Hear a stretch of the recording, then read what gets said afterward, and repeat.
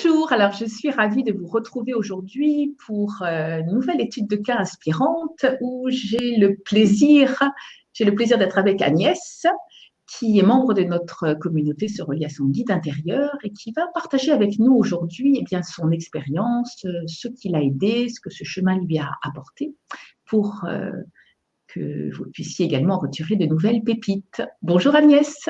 Bonjour Sophie. J'ai découvert cette formation, comment se relier à son guide intérieur, avec toutes les étapes. Et bien sûr, au début, j'ai balayé le programme, j'ai regardé ce qu'il y avait dedans, comment ça allait être. Et je me revois démarrer sur les premiers modules de nettoyage, les premiers modules d'apprentissage sur ce chemin où on voit apparaître notre guide, et on est une petite chose, hein, on se sent voilà. Et j'ai fait toutes les formations et je les fais toujours. C'était il y a 3 ans et je suis montée on va dire un peu en puissance dans cette formation, et mon guide fait partie de moi. Mon guide, je l'appelle mon druide. Je lui ai donné un nom parce que je le vois comme ça. Il a des grandes mains, il a des grands pieds, et c'est vraiment mon ami.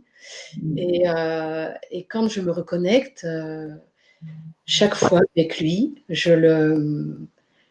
sais qu'il est là, je sens des vibrations. Et alors je le pratique à différents niveaux, mon guide. Je communique avec lui quand le matin, quand je me lève, c'est comme si je lui dis bonjour. Je suis avec lui, voilà. Et puis la journée passe, hein, j'y pense pas tout le temps.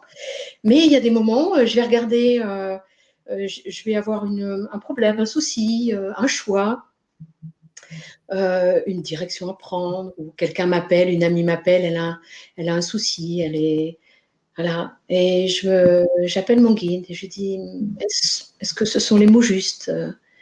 Est-ce que c'est bien comme ça que je peux l'aider? Voilà, j'ai plein d'anecdotes. Oui, tu peux en partager quelques-unes? Alors, l'anecdote importante par rapport à mon travail, c'est que j'ai réussi à discuter avec le directeur de mon établissement, à quitter mon établissement. Et je me suis inscrite sur une formation pour être coach, consultante et formatrice dans le domaine de l'agilité comportementale. Et mon souhait dans ce travail que j'ai fait avec mon guide, il était de rapprocher mon expérience professionnelle, ce chemin d'intuition, et puis cette formation que je faisais pour être coach et formatrice et consultante. Et ce chemin, cette quête, ce vœu, hein, cette demande, s'est construite tous les jours. Et aujourd'hui, j'ai fini mon programme de 16 mois de formation. Et je suis en train de déposer justement, d'ouvrir ma société. Et j'ai déjà démarré parce que j'ai fait du coaching. C'est le coaching qui m'apporte beaucoup et qui me permet d'apporter aussi beaucoup.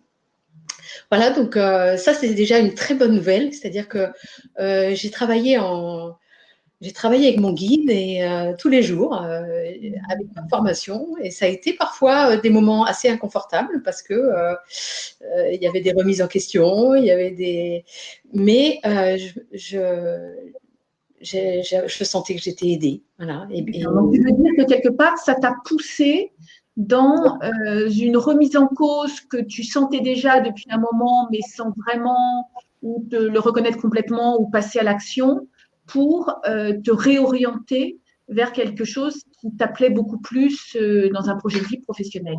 Oui, et donc cette formation sur la reliance avec le guide intérieur, ça a été une communication, un dialogue avec lui. Voilà.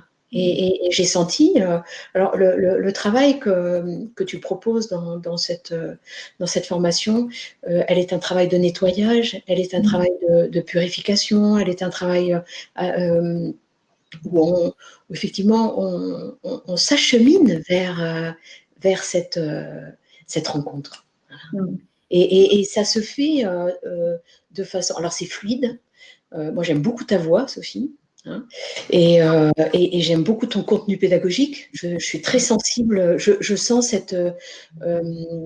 ce professionnalisme derrière, c'est-à-dire voilà, les choses avancent de façon logique et on vit les étapes. Et si on sent qu'on passe pas les étapes, hein, qu'on bloque, ben on revient.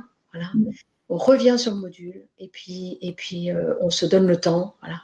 Et après, bon, j'ai des ressentis, Sophie, à travers plus j'avançais dans la formation, plus mon chakra ou les vibrations, j'ai ressenti des choses dans mon corps. Quoi. C'est vrai que ça, j'ai eu besoin de tu permets hein, sur le blog de communiquer, d'échanger.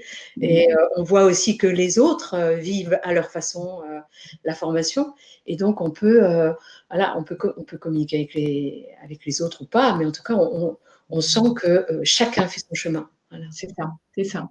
Qu'est-ce que ça t'a apporté encore Alors, ça m'a apporté de la joie, ça m'a apporté une libération de mes blessures. Donc, j'ai retrouvé le goût de la danse. Hein. Je me suis installée à la maison.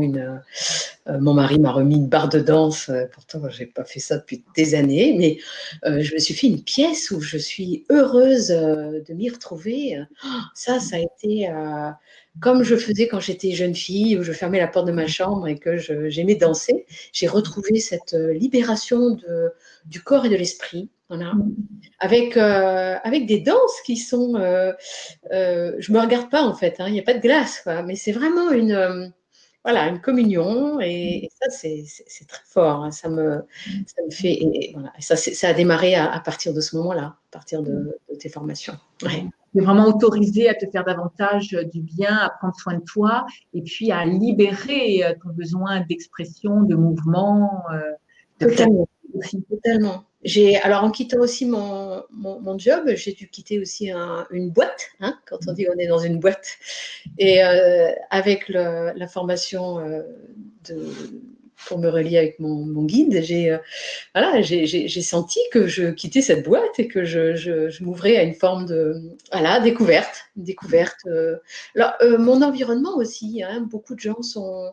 je voyais quand je me balade à vélo, je voyais des sourires de gens que je connais pas, que je connaissais pas. Voilà, je voyais de la joie autour de moi. Des regards quand j'allais faire le marché, beaucoup plus de discussions, beaucoup plus d'échanges. Oui, parce que ton énergie augmente, ta vibration s'élève, donc quelque part tu attires davantage on va dire des interactions plus joyeuses. Oui, et j'ai communiqué à mes proches aussi, qui ont vu ce changement chez moi, hein, qui ont vu me dire, waouh, même mes filles qui m'ont dit, mais maman, les couleurs, je mets beaucoup plus de couleurs. Non, il y a de la lumière, voilà. Je vois la lumière autrement. C'est une grande joie. Alors, mon guide, il est effectivement, il est là. Voilà. Et c'est une façon de faire qui doit être personnelle à chacun, mais parfois je ferme les yeux, parfois je regarde dehors. Souvent, j'habite dans une région en bord de mer, alors c'est vrai qu'il y a des endroits en terre de granit, là, il y a des endroits qui sont forts, et voilà, et je vais me recueillir et je suis avec mon guide. Voilà. Je lui parle et on échange. C'est lui. C'est comme si c'était moi. C'est moi. C'est toi dans ta version, on va dire, la plus élevée, la plus aimante, la plus inspirée. C'est une part de toi en lien, comme je dis, le guide intérieur, c'est la part incarnée de notre âme et en même temps non blessée. Donc, il peut le mieux nous inspirer, nous aimer, nous guider. Merci beaucoup, Agnès, de ces témoignages et de communiquer tout ça. Merci, Sophie.